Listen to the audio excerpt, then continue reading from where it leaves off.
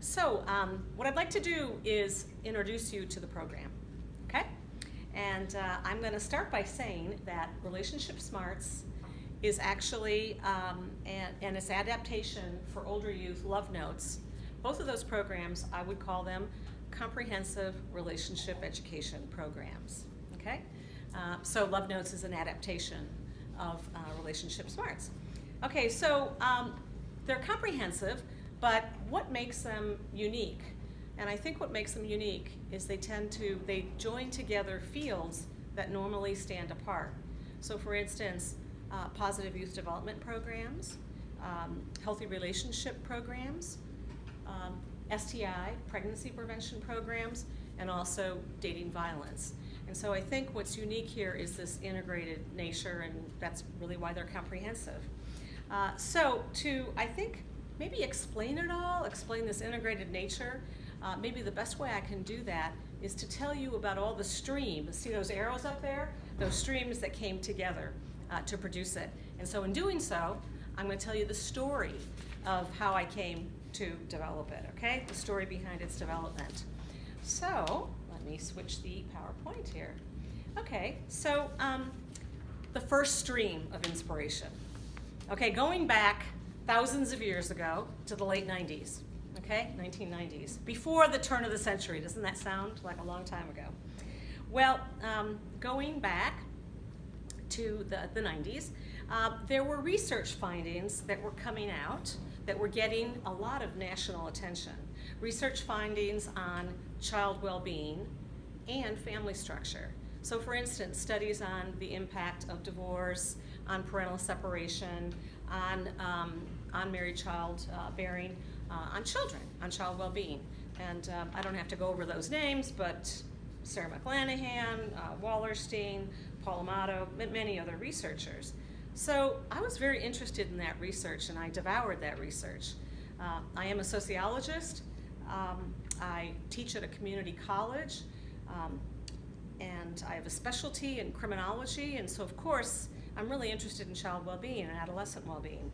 And so I was very, very interested, and I just read everything under the sun, and I got thoroughly depressed. I mean, thoroughly depressed. I was depressed for like a year. I didn't have to take drugs, but I was thoroughly depressed. Because, yeah, I mean, there was an impact on children. So I think all of us here would probably agree that if children have parents, whatever orientation, whatever gender, whatever identity, or whatever, if they have parents that are in a healthy, stable relationship, that's probably a real benefit. And I think a lot of us know that when relationships are violent, they're abusive, they fall apart, there's abandonment, we know that that can take a toll on children. But what are you going to do? How can you legislate love? How can you is there a way to just make stable, healthy families, partnerships, just all of a sudden materialize out of nothing? So that was really kind of, it was depressing. And of course, myself, I don't want to turn back the clock. I don't want to turn back the clock to a time when people were locked in abusive, destructive relationships. So what do? So it was kind of depressing. And then right around that time, well, actually it was really a little bit later, but around that time, I discovered that there were some researchers that had been studying why some couples make it and other couples don't. And these researchers were discovering what the patterns were. And I'll just say something about the patterns, because this is interesting. Our best research tells us that maybe 60-70%, maybe about 2/3 of mature adult couples that split up, it's an erosion process. I mean, they started out with pretty decent relationship or marriage, and it eroded. And about 1/3, really bad news, destructive. You can see why they really have to get apart. And so that was really interesting to me, that 2/3. Okay, that was really interesting. But what was really interesting is that some of these pioneering researchers, and by the way, I have a couple of pictures up here, University of Denver, Howard Markman, Scott Stanley, Denver, University of Denver, and then also John Gottman. Many people have heard of John Gottman, University of Washington, Seattle. These were some of the key researchers. And I read everything. I read everything. But what I love about these researchers is that they're applied scientists. And so in other words, they were taking their findings and they were saying, well, if we understand these patterns erode, then maybe we can design these skills-based prevention programs and intervention programs to help couples. And that really got my attention. The depression lifted. Okay? And so, I learned everything I could. I went to their trainings. I got trained, and there were other practitioners and researchers that were designing skills-based programs, and so I got trained in a number of these, and they really gave me hope that maybe we really could do something to help people. Okay, but here's the problem. All of those programs were for adult couples that were engaged or married, okay? So here's my problem. I work with young people, all right? I work with young people.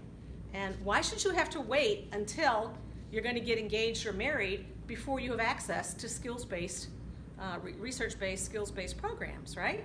Why should you? And also, a lot of people aren't getting married these days. I teach at a community college. I work with young people. And I also work in the community, in community-based programs, working with more disadvantaged youth. And I knew that they needed these programs. And so why wait? We need to start with youth. So then I began to adapt these adult programs. Some of the skills, I began to adapt them for youth and put them into activities with the blessings of these researchers. And then I also began to create more materials. And I began piloting lessons pretty much anywhere they let me in the door. So health classes in 8th grade, the science teacher or the PE, sure, you want to do my section there? So I went there.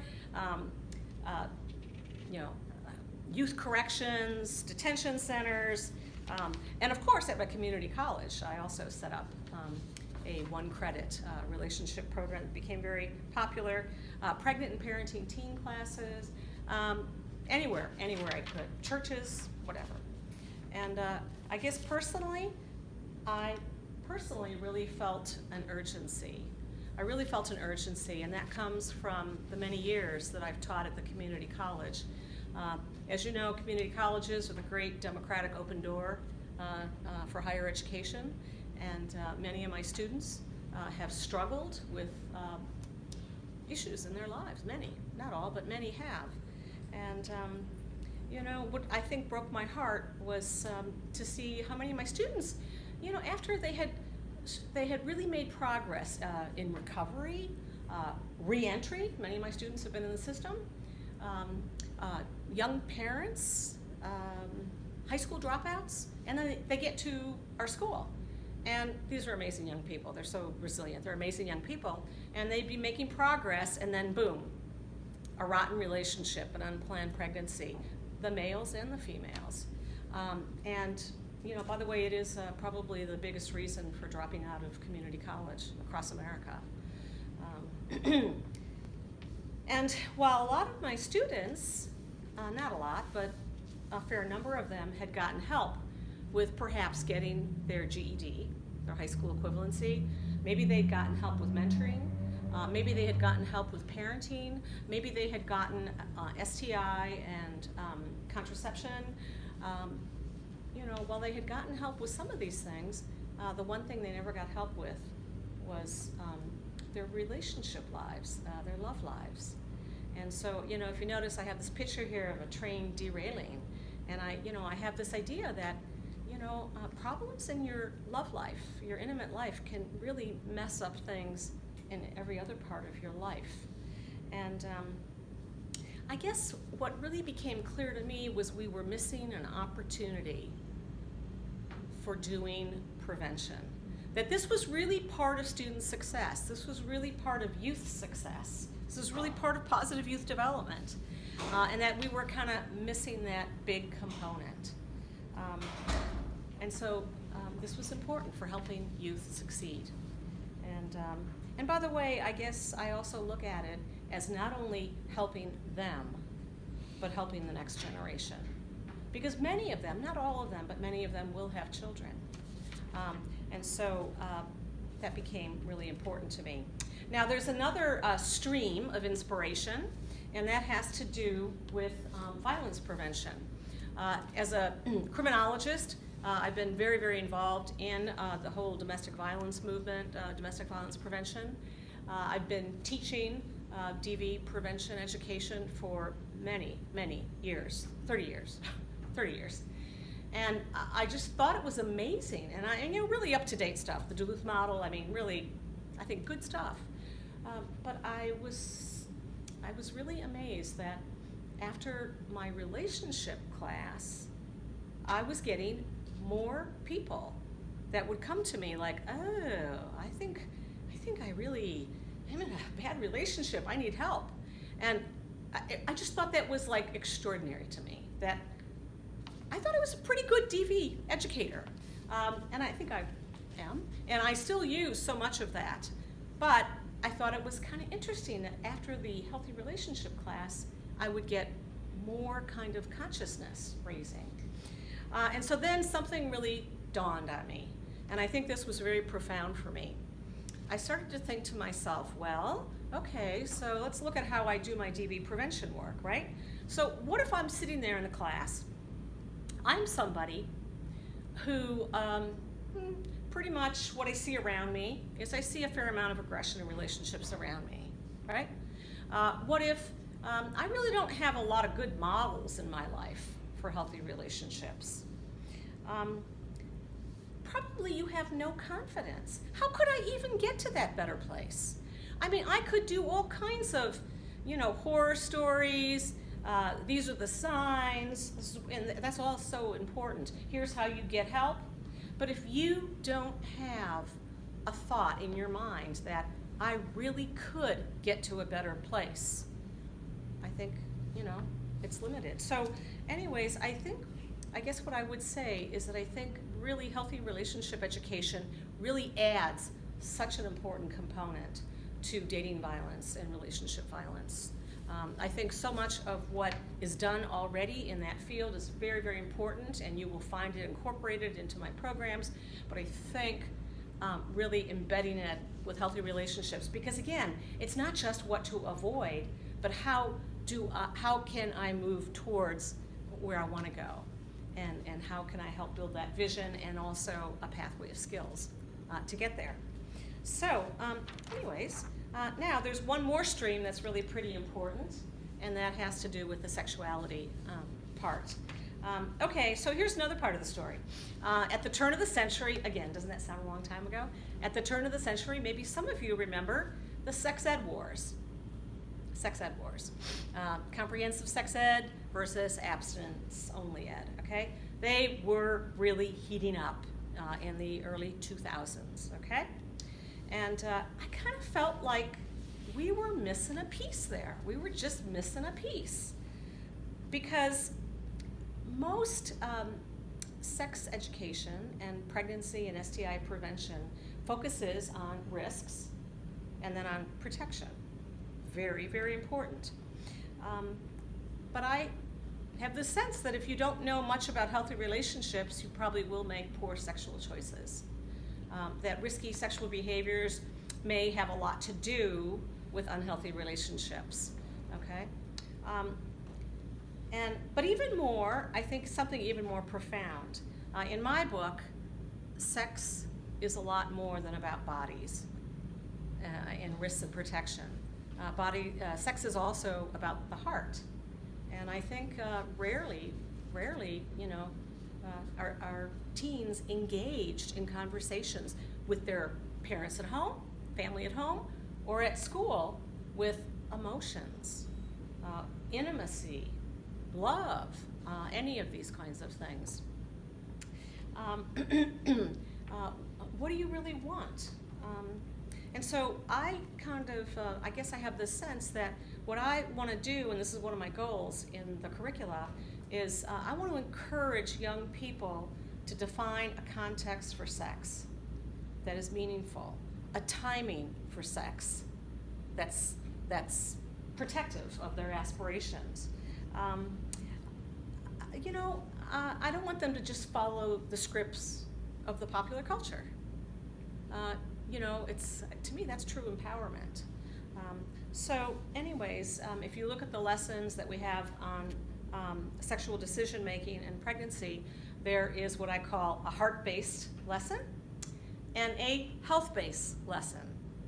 And then also, to add to that, I also have a feeling that with pregnancy prevention, I know with pregnancy prevention, we want to teach young people who are sexually active to use condoms and contraception, but I think it takes a lot of motivation. We know that there's a lot of people that got a condom in their pocket, they don't use it, right? It takes a lot of motivation. You have to have really compelling reasons to prevent a pregnancy, whether it's through waiting or whether it's through contraception and condoms or whatever. You need real motivation. And I feel like some of our, the reasons that we've given youth in the past, I think kind of fall short. And so you'll find a new approach in both curricula, which is to look at unplanned pregnancy through the eyes of a child.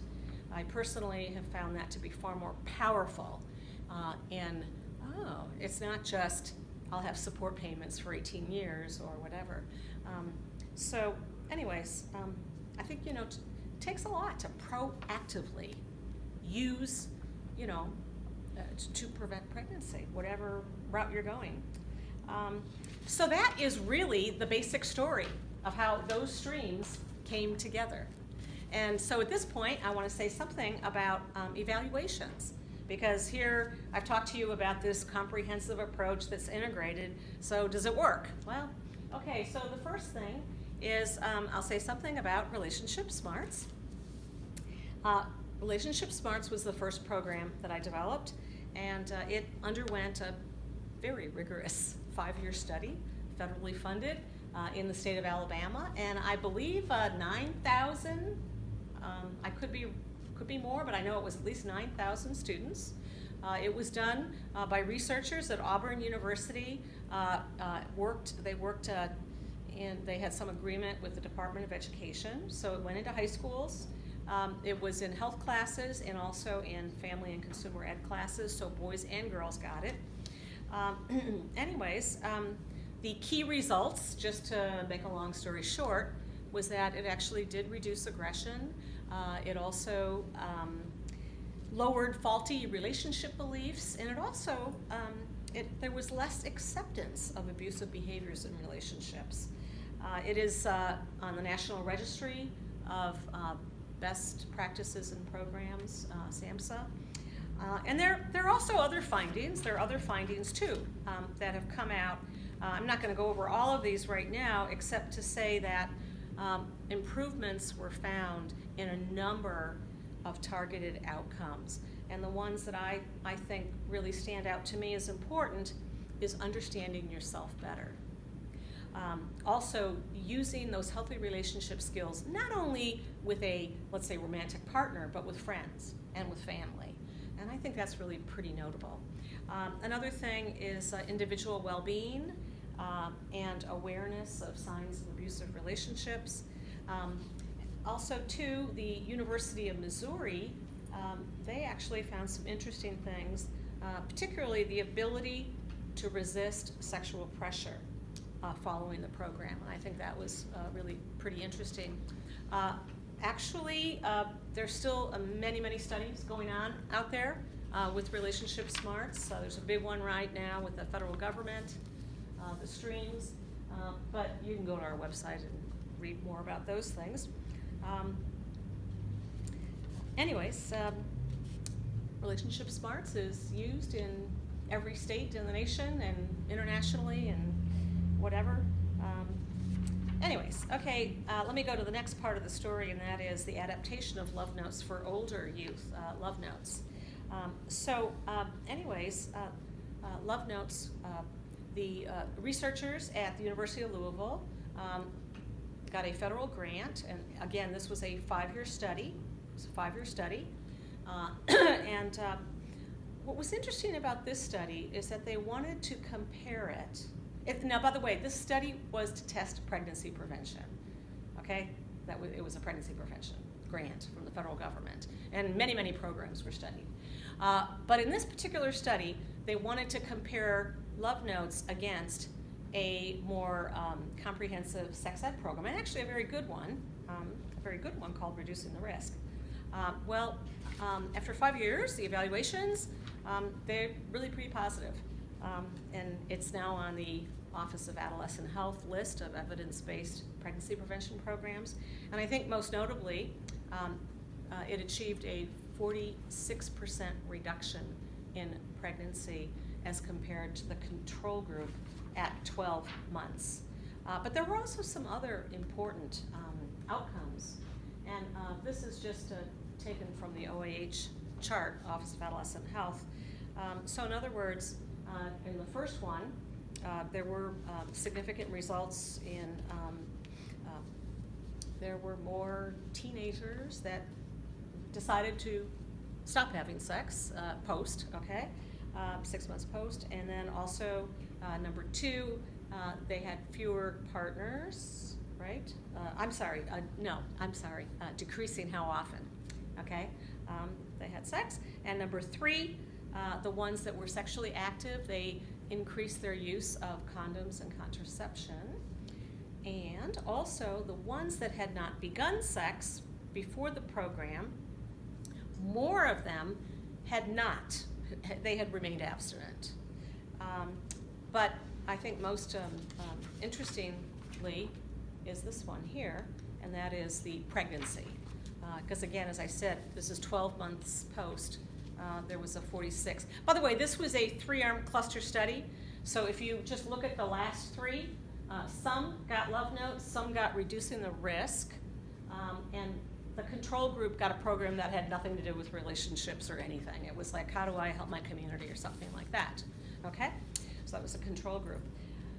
But what I think is really, really interesting is who this group, who the subjects were, okay, the young people. And this is what I find really, really stunning.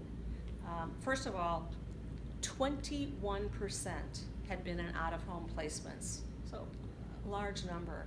Now, by the way, this was the Kent School of Social Work, so they have lots of links with group homes and foster kids homeless and all of this, okay? So, 21% actually had been in out-of-home placements or were in out-of-home placements.